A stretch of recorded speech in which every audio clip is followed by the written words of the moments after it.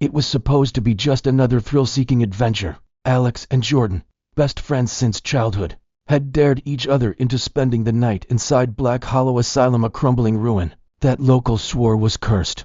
The place had been abandoned for nearly 50 years, its halls once echoing with the screams of patients who, according to legend, were never treated, only tortured. They stepped through the rusted gates at sundown, their flashlights barely piercing the dust-thick air. Graffiti smeared across the walls, gurneys sat overturned, and the smell of mildew hung heavy.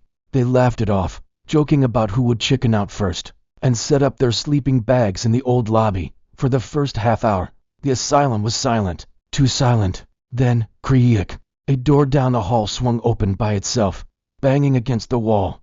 Both froze, flashlights darting toward the sound. The hallway was empty, yet something moved in the shadows, slender shapes that shifted just out of sight. Probably the wind, Alex muttered, though his voice shook. But there was no wind. Soon, the shadows became clear figures in hospital gowns, their faces blurred, drifting silently along the corridors. The air turned ice cold. One shadow paused at the far end of the hallway and looked directly at them, though it had no eyes. Panic surged. They grabbed their packs and ran, desperate for an exit. But every door they tried was locked, every window barred. The asylum itself seemed alive, shifting its corridors to trap them inside. Then the whispers began. Do you belong to us now? They turned a corner and found the stairwell. Shadows pooled there like black smoke, climbing the steps toward them. With no choice, Alex swung his flashlight as though it were a weapon, and to their shock, the beam tore through one of the spirits, scattering it like ash. Jordan grabbed a broken metal pipe from the ground, swinging wildly as shrieking figures lunged from every doorway. Floor by floor, they fought their way through. Spirits clawed at their skin, doors slammed shut inches from their faces, and the walls groaned as if the building itself wanted to crush them.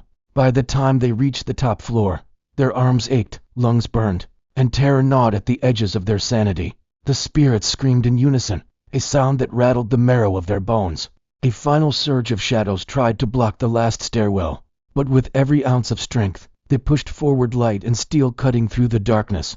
At last, they burst through the rooftop door and stumbled into the night air. The sky was just beginning to pale with dawn. Behind them, the asylum loomed silent, its windows black, as though nothing had ever stirred within. Alex and Jordan didn't speak as they limped down the hill. They didn't look back, but deep inside, both knew the truth. They hadn't escaped, they had been let go.